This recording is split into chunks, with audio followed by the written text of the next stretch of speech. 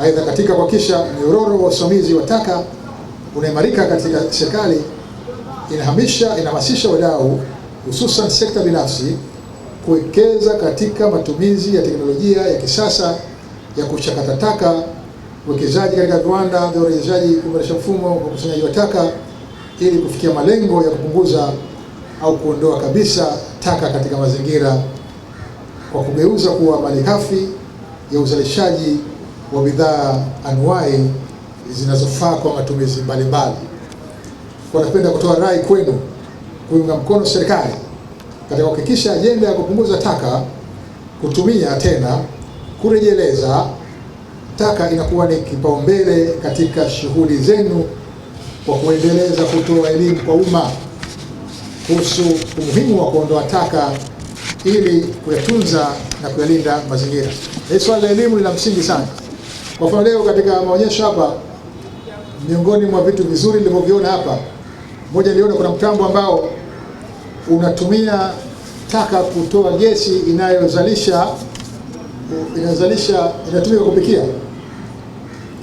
Maana yake ni kwamba badala ya kwenda kutumia gesi ukaweka kwenye jiko lako ukapikia, badala ya kulipa wazoaji taka ukabeba taka kwenda kupeleka kwenye madampo, una uwezo nyumbani taka unazozalisha ukaziingiza katika mtambo huko pale na ukapikia bila kutumia hata shilingi yako moja kununua gesi.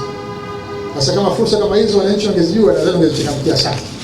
Kwa swala la elimu kwanza ni jambo la msingi sana, na huo ndio mkakati nambari 1 wa NEMKI, lakini pia ni mkakati nambari 1 wa serikali. Hata pale ambapo tunapotaka kuchukua hatua kali za kisheria kwa wale ambao wanakiuka sheria za kimazingira, ni muhimu tuwape elimu. Lengo la serikali si kuona wananchi wake wanaadhibiwa, lakini kutokujua sheria hakuhalalishi kuvunja sheria.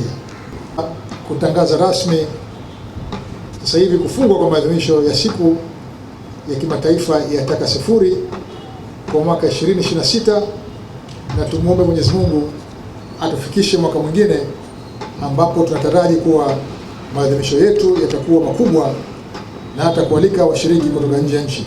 Wana Dar es Salaam, tunatambua umetuheshimisha wewe pamoja na ndugu zetu wa NEMKI kuja kufanyia maadhimisho haya hapa katika mkoa wetu wa Dar es Salaam, lakini kwangu mimi nafarijika mmefanya katika viwanja hivi vya Mnazi Mmoja, na mimi nimepata baraka ya kukukaribisha mheshimiwa rasmi. Wana Dar es Salaam, tunatambua katika mkoa wetu wa Dar es Salaam ni mkoa wa kibiashara. Zaidi ya 96% hapa, mheshimiwa mgeni rasmi, watu wanachakalika, wanahangaika kwenye shughuli mbalimbali za kibiashara. Na mkoa wetu wa Dar es Salaam na wakazi, wananchi wasiopungua zaidi ya watu milioni 7 kwenye sensa iliyopita.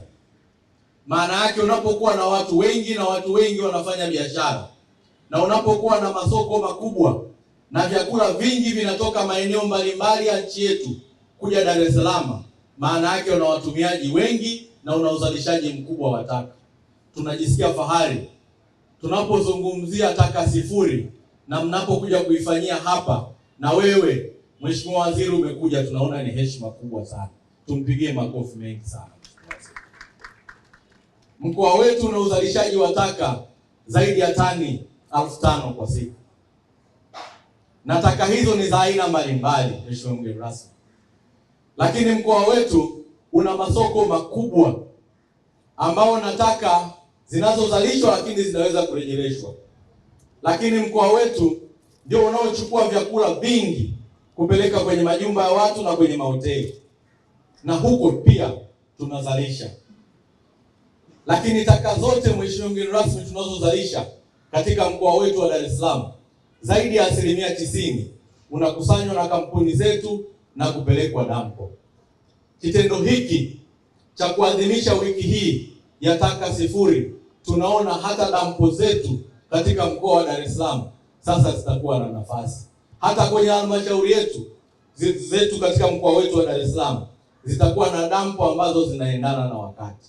Lakini nikushukuru mheshimiwa waziri, wewe mwenyewe umekuwa mstari wa mbele kutoa maelekezo na maagizo mbalimbali ya masuala ya mazingira katika mkoa wetu. Wana Dar es Salaam tunakupenda, na maelekezo yako Mheshimiwa Waziri tutaendelea kuyazingatia.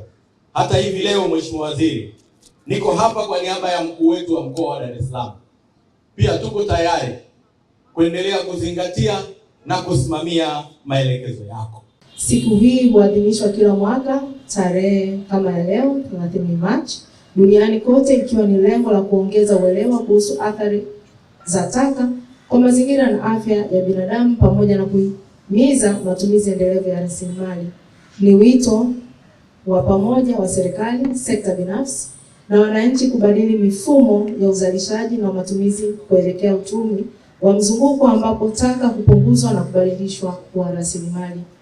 Mheshimiwa mgeni rasmi, dhana ya taka sifuri inatuongoza kuzingatia misingi ya kupunguza, yani reduce, tumia tena, reuse, na chakata, recycle.